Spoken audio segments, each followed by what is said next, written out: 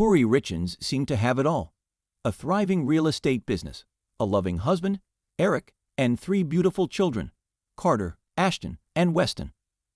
The Richens family lived in a picturesque Utah home, often seen smiling in family photos, their lives appearing as idyllic as one could imagine. Friends and neighbors described Kouri as a dedicated mother, deeply involved in her children's lives, and Eric as a devoted husband who provided a comfortable life for his family. From the outside, the Richens appeared to be living the American dream. Kouri's social media portrayed a life of family outings, vacations, and the joy of raising children in a nurturing environment. However, behind this facade of domestic bliss, a storm was brewing, one that would unravel the very fabric of their lives. In March 4, 2022, tragedy struck the Richens family when Eric was found unresponsive in the early hours of the morning. According to Kouri, she had made Eric a Moscow Mule, a cocktail he enjoyed, to celebrate a new business deal just before going to bed. She claimed she later found him cold to the touch and immediately called 911. Despite efforts to revive him, Eric was pronounced dead at the scene. The sudden and unexpected nature of his death sent shockwaves through the community. Initial reports suggested that Eric had died from a suspected overdose, a theory that left many who knew him in disbelief. Eric was known to be health-conscious, with no history of drug abuse or addiction. His sudden and untimely death left a void in the hearts of all who knew him. His passing was not just a loss to his family, but to the entire community, which had come to rely on his kindness, generosity, and unwavering support. His legacy, however, lives on through his sons, his family, and the many lives he touched. Eric's life was a testament to the belief that one should live fully, love deeply, and always embrace the next adventure, no matter where it may lead. Eric Eugene Richens was a man of many talents, deeply rooted in family traditions, and driven by an entrepreneurial spirit that defined much of his adult life. Born on May 13, 1982, in Bountiful, Utah, Eric was the eldest child in the Richens family, a lineage known for its hard work, dedication, and unyielding loyalty. His childhood was spent on the family cattle ranch, where he learned the values of perseverance and responsibility. The bond he shared with his parents and sisters was unbreakable, with Eric often taking on the role of protector and leader, especially after the passing of his mother, Linda. Eric's early years were filled with adventures on the ranch, where he developed a love for the outdoors, particularly hunting and ranching. This love for nature stayed with him throughout his life, as did his passion for sports. Eric was a natural athlete, excelling in various sports during his youth and later coaching his sons in the same. He was a man who believed in giving it his all, a lesson he imparted to his boys both on and off the field. His life took a significant turn in 2009 when he met Kouri Darden while she was working as a cashier at Home Depot. Eric, a regular customer due to his construction work, found himself drawn to her, and soon their relationship blossomed. They were married and had 3 sons, Carter, Ashton, and Weston, who became the center of Eric's world. As a father and husband, Eric was devoted, always striving to provide the best for his family. Whether through his successful masonry business or the countless hours he spent with his sons, coaching their teams and sharing his love for the outdoors. Eric was also known for his adventurous spirit and love for motorized toys, from four-wheelers to snowmobiles.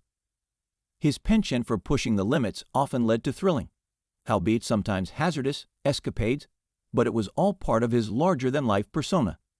He lived with a sense of reckless abandon, but always with a purpose: to enjoy life to its fullest and to ensure those around him did the same. Despite his many achievements and the joy he brought to others, Eric was a humble man. He quietly supported numerous organizations and helped friends and strangers alike, always preferring to remain in the background, away from the spotlight. He was a man of faith, having served a 2-year mission in Mexico City, where he became fluent in Spanish, a skill that served him well in his business endeavors. His success in building a thriving masonry business was a testament to his hard work, business acumen, and ability to forge strong relationships. At first glance, Eric and Kouri Richins appeared to embody the ideal marriage: 2 successful individuals who seemed to have it all. Eric, a thriving businessman in the masonry industry, and Kouri, a dynamic woman with dreams of her own, enjoyed a life that many envied. Their social media profiles were filled with pictures of exotic vacations, glamorous events, and the kind of intimate moments that suggested an unblemished romance. Eric's work in masonry had brought him considerable success. His company was flourishing, and his expertise in the field was well respected. His achievements allowed them to travel extensively, explore new places, and live a life of luxury. However, Eric's demanding schedule meant long months away from home, pursuing his passion for hunting in remote locations. His absences, though exhilarating for him, left Kouri at home managing the household and their growing family. Kouri, who had initially embraced her role as a homemaker, found herself yearning for more. She had always been ambitious, and the constant time alone while Eric was away led her to pursue her own dreams. She launched a successful house-flipping business, buying properties, renovating them, and selling them for profit. Her business acumen quickly became apparent, and she excelled in this new venture, gaining both recognition and financial success. Despite their apparent success, underlying tensions began to surface. Eric's frequent absences and Kouri's growing independence started to create a rift between them. While Eric was away on hunting trips or managing his business, Kouri's involvement in her own projects meant she was often busy and focused on her endeavors. Their marriage, once filled with spontaneous adventures and shared excitement, began to show signs of strain. Eric's vision for their life together had been clear. He wanted Kouri to remain at home, managing the household and supporting his career. Kouri, on the other hand, was determined to carve out her own path. Her success in her business led to an increasingly hectic schedule, often keeping her occupied during the times Eric was at home. The contrast between their roles and aspirations created friction. As Eric's business continued to thrive, the distance between them grew. Their interactions, once lively and engaging, became strained. Eric felt disconnected from the new reality of Kouri's independence and her achievements outside the home.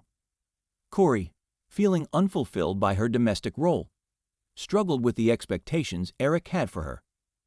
As the days turned into weeks and the weeks into months, the growing tension between Eric and Kouri became impossible to ignore. Those close to the couple began to sense that something was deeply wrong, though they couldn't quite put their finger on it. Eric's increasingly withdrawn demeanor and Kouri's erratic behavior were clear signs that their marriage was in trouble. Yet no one could have predicted the darkness that was about to come to light. Eric's death was sudden and shocking, a devastating blow to everyone who knew him. The initial assumption was that his passing was a tragic accident, perhaps a result of the stress and strain he had been under from his work. But as the investigation into his death began, subtle hints of foul play started to emerge, raising suspicions that something far more sinister was at play. The first red flag came from the medical examiner's report, which revealed traces of a potent poison in Eric's system. The poison was identified as fentanyl, a powerful opioid that, when administered in a large enough dose, could easily cause death. The question now was how it had entered Eric's body. Eric had no history of drug use, and there was no reason for him to have come into contact with such a lethal substance. As investigators delved deeper into Eric's life and death, their attention inevitably turned to those closest to him, especially Kouri.